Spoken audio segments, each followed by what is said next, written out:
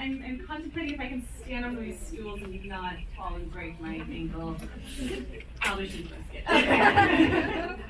Not Nova. I am so happy to be here, and I'm so glad that you all came down to celebrate the launch of Supernova with me. I am really excited about this book. I had so much fun writing it, and it's been so hard for me to not be able to talk about it, and I know you guys have just been waiting to see what happens. So I'm really thrilled that I can finally share it with you. At the same time, finishing a book or a series, there's always an element of bittersweetness to it. You know, on one hand, I always have other ideas that I'm really excited to pursue and other books that I can't wait to get started on. But then I also am sad that I'm going to have to say goodbye to this world and these characters that I've been with for so many years now. So the last couple of weeks, getting ready to launch this book and getting ready to come on tour, I kind of found myself going down memory lane and getting a little nostalgic. And one day I actually went and started going through some of my old files and looking at the old notes from the series and reading some of the old drafts from the early books. And I was shocked to see how much of it I had completely forgotten about. I knew that the book had changed, that the books had changed a lot from my initial conceptualization of them. But I didn't realize how much they had changed until I actually saw some of those old notes and was like, wow, none of that stayed at all. So tonight, I'm gonna take you back in time with me, and I have some actual notes from some of those early drafts. I have some teaser sentences with paragraphs and whatnot.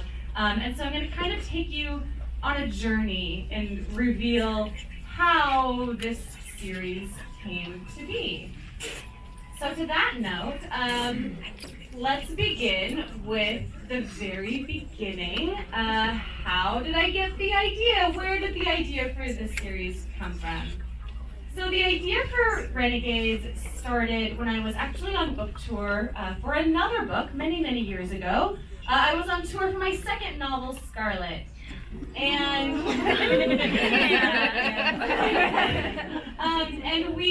I was on my way to a book signing, and I'm sitting in the back of this car, and we happened to pass by like a large construction zone. And there's this big gate or this big fence around the construction zone with one of those like coming soon to this location signs. And I just caught a glimpse of this sign out of the corner of my eye. And I thought that it said, coming soon to this location, Hero School. What? And I got so excited and I was like, stop the car! What did that say? And I looked back and it said something totally different. It had nothing to do with heroes or even a school. But my imagination was already off and running, and I started to think, oh man, it would be so cool to go to a school for superheroes. I grew up a huge fan of X-Men, so I was having all sorts of like Professor Xavier's School for Gifted Youth, and like, it'd just be so cool. But my brain immediately went from that to, would be even cooler, would be to go to a school for super villains. Because that's where all the cool kids would go. But of course, if these two schools existed, well, they would have this really intense rivalry between them. What if a girl from one school fell in love with a boy from the other school, not realizing that they're actually supposed to be enemies? Dun, dun, dun. Deep, light bulb idea. And I fell in love with this idea, and I pitched it to my editor, and she was like, that sounds great, Marissa, here's a contract. So I got a deal to write this trilogy about a superhero and a supervillain that fall in love. However, like I said, this was a long, long time ago. I still had to finish the Lunar Chronicles. I also had a contract for a little book called Heartless. So between when I got that idea and when I could actually start writing it, years had gone by. And during those years, my brain had been very busy. And by the time it got to a point where I could actually sit down and start working on this idea, oh, I had so many thoughts. There were so many things in my head, different characters and ideas for superpowers and ideas for different subplots, and there were just so many different directions that I could take this idea. And I got really, really excited and was ready to get going on it. So by that point, I pretty much determined that the hero and the villain and their love story, that was going to be the main focus of the third book of the trilogy. I was going to save that for like the big finale, which meant that I had 2 whole books that I had to fill with other things leading up to that. And so I actually found my initial list of characters, the original cast of characters, who was going to be in book 1. So allow me to introduce you to the main protagonist. Her name was Clara. Clara did not, somebody made me chuckle. It's a fine name.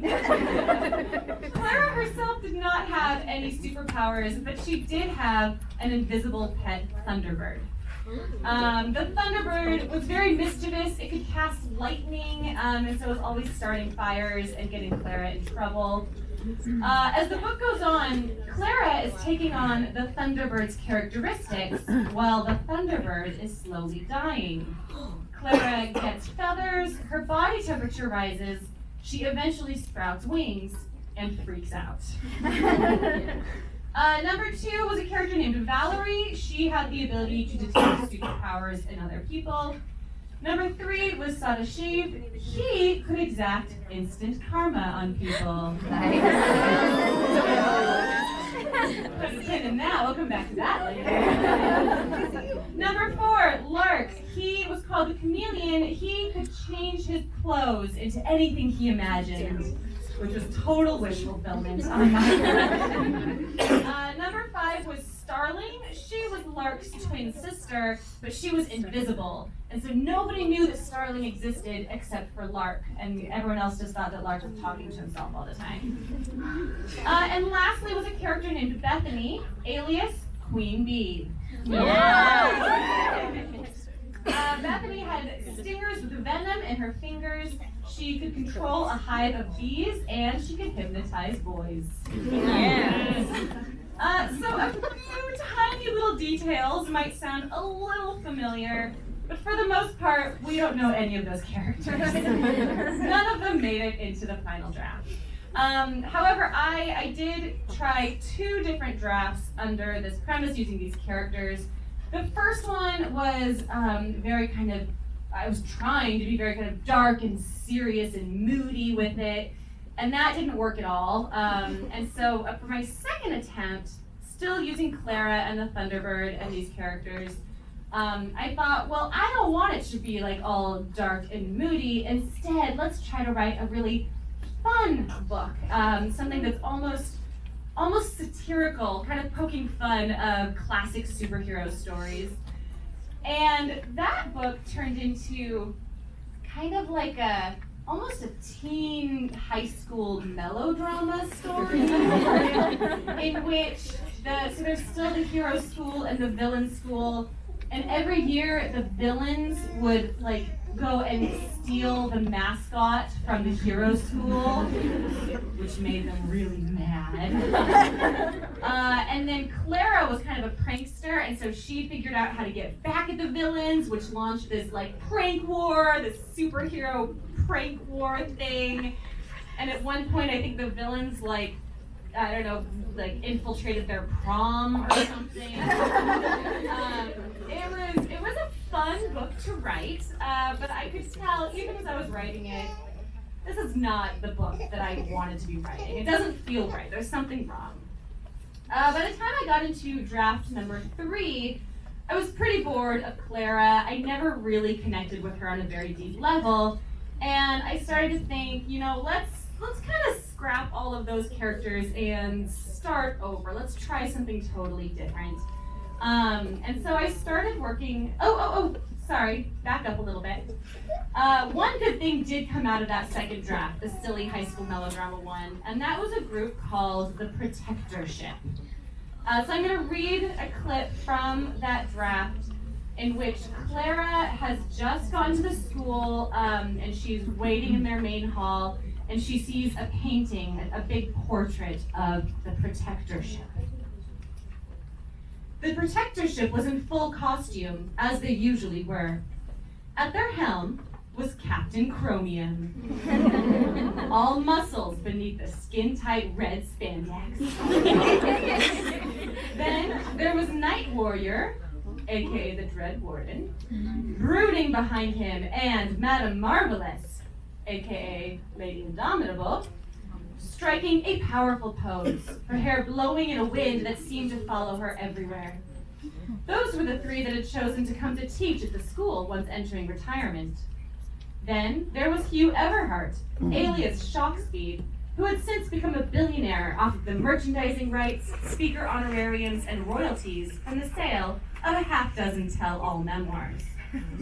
Beside him was Evander Morris, who had once been Captain Chromium's best friend, but rumors had long abounded of a nasty argument that had led to a permanent rivalry. Morris was the founder and current headmaster of Gatlin Academy's biggest rival school.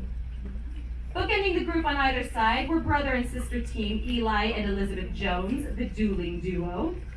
They had both been killed during the final battle between the Protectorship and Dr. Cataclysm, and what was often referred to as the darkest day in Gatlin. So very different, and yet you can kind of see where the Renegades Council starts to come from the ashes of that sad, sad draft. Okay. Attempt number 3, we're getting rid of Clara, getting rid of those initial characters, and starting all over again. This time, I'll tell you about the new cast of characters. Number 1 was a girl named Prudence. Prudence never slept, but she could put people to sleep through her touch. Yeah. Yay, things are sounding familiar. Prudence was abandoned to an orphanage by parents who couldn't handle the stress of a superpowered child. Now she's Gatlin Academy's most promising student, one who believes in the school's mission and her role to serve humanity. But her beliefs are shaken when she learns that she has a sister who also has a special gift, one that could make her a target for villains and heroes alike. Well, all right. Number 2, Jake Morales. He's an artist and comic sensation who can bring drawings to life. Yeah. Jake plans on revealing the truth of his talent to the girl he's loved since childhood. But when his declaration goes tragically awry, Jake finds himself spiraling into depression and madness, and falling prey to those who would use his abilities for much less romantic means. Number 3, Nova Jean McClain.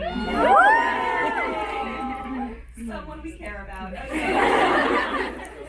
Nova is an engineering genius who becomes embittered when Gatlin Academy rejects her application, claiming that genius does not equal extraordinary. It doesn't help that Nova's mother is the world's foremost superhero scholar and curator of the Gatlin Superhero Museum. So Nova is constantly reminded of her failure. Now she's determined to prove that she's as worthy of prodigy status as any of those overrated Gatlin snobs. One of those Gatlin snobs being Adrian Everhart, who actually was named Hudson. But it's definitely Adrian. Hudson is the adopted son of 2 of the world's most powerful and respected heroes. He has made it his personal mission to bring back the golden age of heroism. He's sick of the hypocrisy, the heroes who rescue kittens and act as glorified crossing guards, when treachery and crime continue to run rampant in the city he loves. with a dream of becoming a great journalist. Adrian Hudson starts to uncover evidence of missing children. Following the clues through the city's shady police force, the lair of a superpowered street gang, and finally to an asylum, where an unusual amount of patients seem to have arrived of suspicious means. Dun dun dun!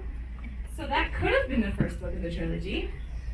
Like I said, I had a lot of ideas. Lots of places the story could go. One of my favorite things that I came across when I was going back and finding these old notes and looking at these old drafts was actually the synopses that I'd written for my plans of books 2 and 3 of this series.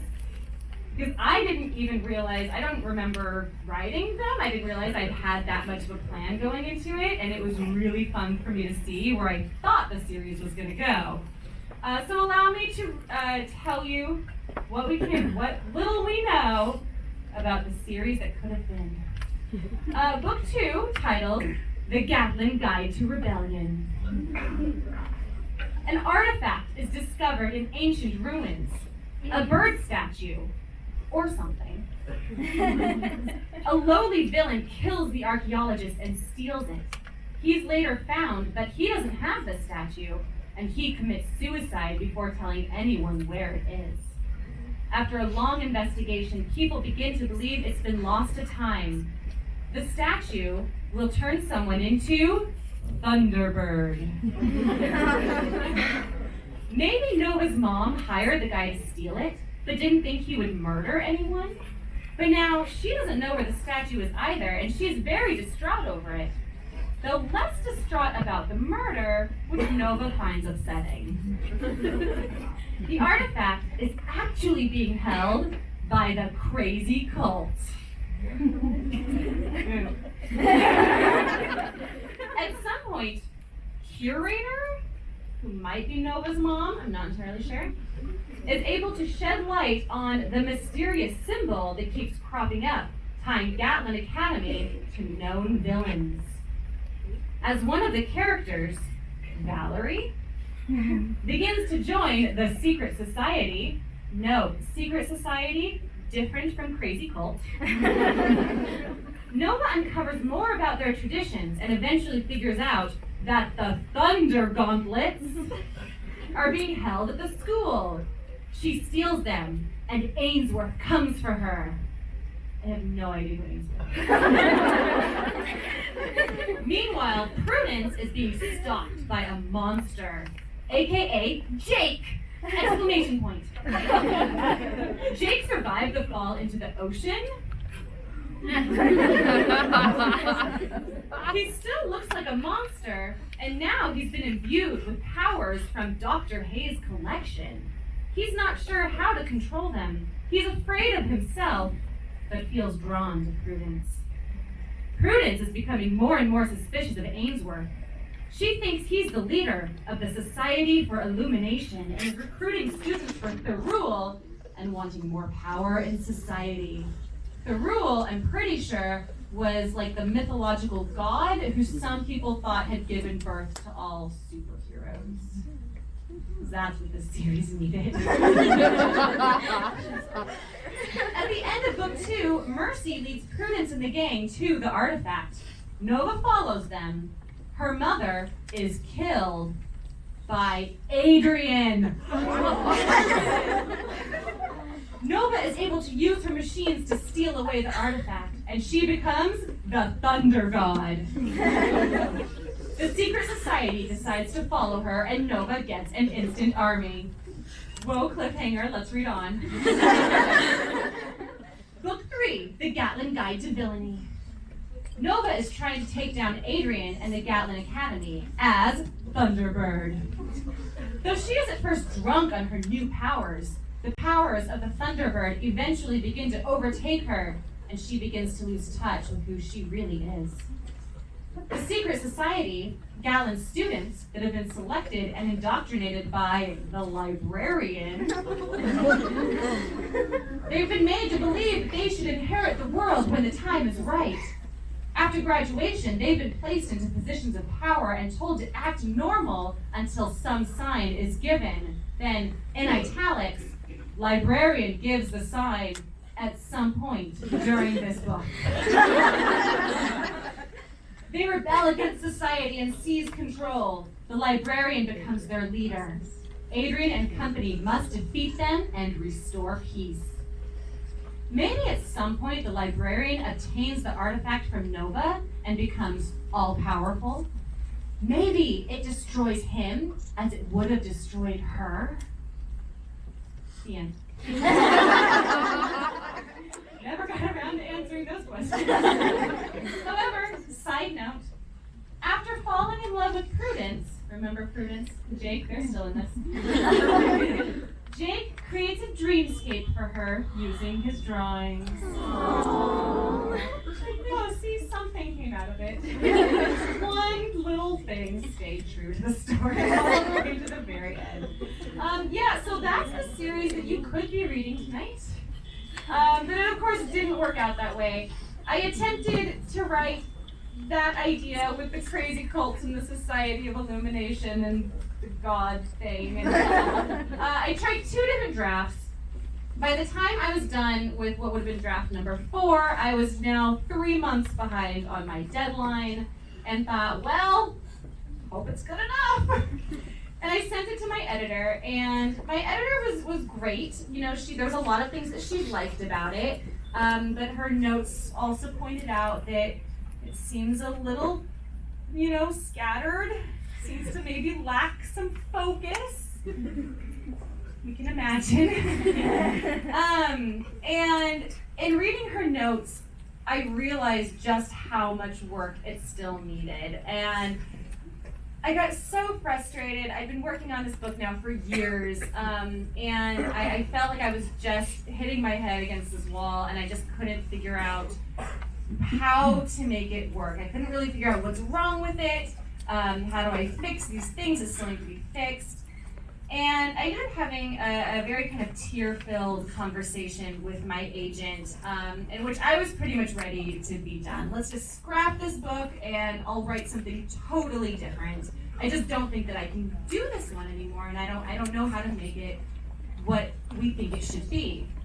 And in that conversation, as I'm crying on the phone with my agent, I mentioned, all I want to write is a story about a superhero and a supervillain that fall in love.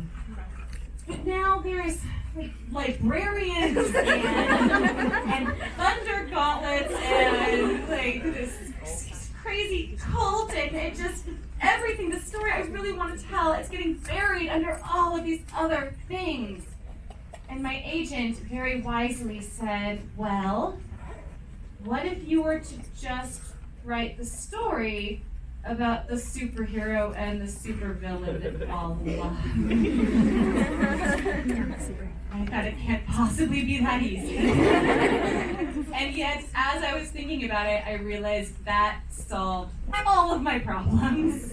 And she was right. This was the story that I really wanted to tell. And so I talked to my editor and she said, yes, go for it. Do what your heart tells you to do, Marissa. And the next day I completely scrapped that draft and I went to the store and bought myself a brand new journal and went out to lunch and sat for hours just thinking about Nova and Adrian and how do I craft a story with them at the center of it? How do I pull them into this world that I was creating? How do I create this story about their love and their relationship while all of the world is trying to keep them apart? And that would, of course, go on to become the Renegades trilogy, of which you can now read the conclusion to in Supernova.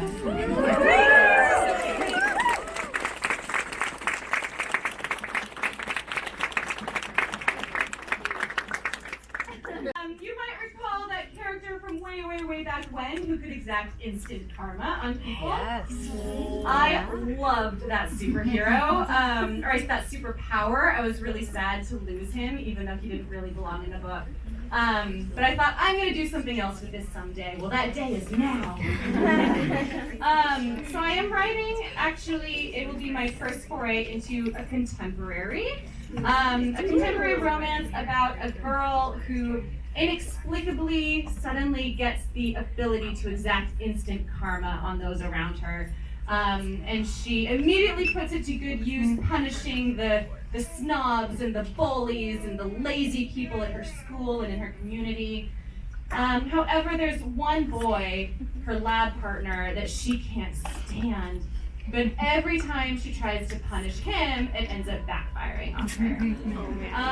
And the book is called Instant Karma, and it will be out next November.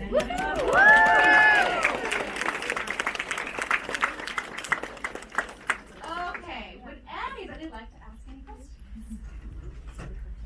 So, in Heartless, I felt like you gave us two different paths towards the ending. And I just want to know how you chose which way you were going to go about it. Is everyone able to hear? Yeah. Good, in the back, you're good. I knew really, really early on how it was going to end. The other path would not have led to her becoming the Queen of Hearts. And it's a Queen of Hearts origin story. Nevertheless, even as I was writing it, there was always a part of me that kind of hoped, maybe you'll change your mind, Marissa. Maybe there's another way. But there just wasn't another way. She had to become the Queen of Hearts. The whole Renegades trilogy seems to lend itself to the graphic novel. Are there any plans for a spin-off, like Wise and Nerve with the characters from the Renegades series? I love that idea. I loved writing the Wires and Nerve graphic novels, and I definitely want to do more graphic novels. At this point, there's nothing planned to do a spin-off of Renegades. However, I'm very aware of the different paths and the different stories that maybe haven't fully concluded, or there's definitely some prequel possibilities. I know, I'm aware. Because I loved writing in this world, and I wanted to give myself the possibility of coming back to it at some point if I choose to. But right now, there's nothing in the works. Do you plan on fleshing out Rebel Z a bit more? That's a good question. Actually, I have written the first issue of Rebel Z. It exists in the world. And my publisher, they are looking to get an artist to actually turn it into a comic book. I don't know exactly what we're going to do with it yet. I don't think it's going to be available like just to purchase, but it might be like a free gift with pre-order thing for one of my future books, or maybe it'll be printed in the back of the Supernova paperback or something along those lines. So at some point it will exist and it will be available, but I don't know exactly how yet.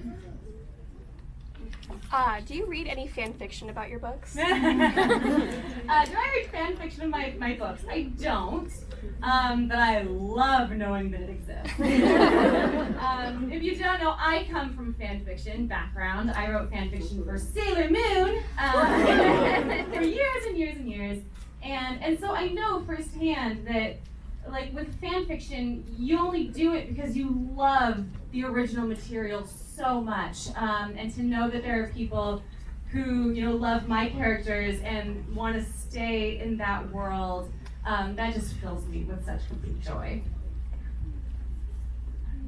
Why did you name the first book Renegades? I actually didn't name it Renegades. I wanted to call it With Great Power. But I got outvoted.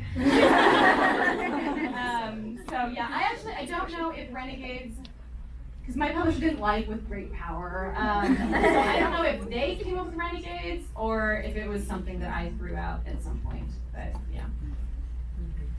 I know you wrote a majority of the Lunar Chronicles during NaNoWriMo, so what's your best advice for those who are struggling through that right now? Who's doing NaNoWriMo? Nice. How's it going? Who has no idea what NaNoWriMo is? Okay. Oh, so oh my goodness, let's talk about NaNoWriMo. NaNoWriMo stands for National Novel Writing Month. It takes place every year in November, that's now. And it is a challenge in which you try to write a 50,000 word novel during the 30 days of November. And I have done it many, many times. More than half of my books started life as nano novels. And so I really love it. I love the community. I love that it gives you a really specific goal and a specific deadline, which I think a lot of aspiring writers need to kind of push themselves and motivate themselves. As far as advice goes, my advice is when you get home, this event's not going to run super late, so when you get home tonight, write 200 words. Don't overthink it. I wrote 200 words while I was sitting down. Good. That's perfect. With writing, it's so easy to, you're looking for the perfect opportunity, and if I don't have, an hour to dedicate to my craft, then what's even the point? But you'd be surprised what you can get done in just little stolen moments of time. So don't worry about being good. Don't worry about if the story is making sense. If you're just writing junk, you probably are, because we all are. The first draft. Just get it written and know that you can come back and rework it and fix it later. Were there other fairy tales that, like Lunar Chronicles, anything else, any other fairy tales that you started off to think that you were gonna spiral into the Lunar Chronicles and gave up? Yeah, originally Lunar Chronicles was planned as a 5-book series. The 5th and final was going to be Puss in Boots, a Puss in Boots retelling. Story. The reason because the idea for it had actually come out of a short story that I'd written that was a science fiction retelling of Puss in Boots. And so my plan was that I was going to expand that and have the series building up to this. Boots was a robotic cat who knew that so-and-so was the princess, just in case. Just in case somebody here hasn't read it. And was going to help her reclaim her throne, blah, blah, blah. It didn't go very far. I think within months of me starting to outline and figure out how the books were going to fit together, I realized that, okay, Puss in Boots can go. We don't need that one.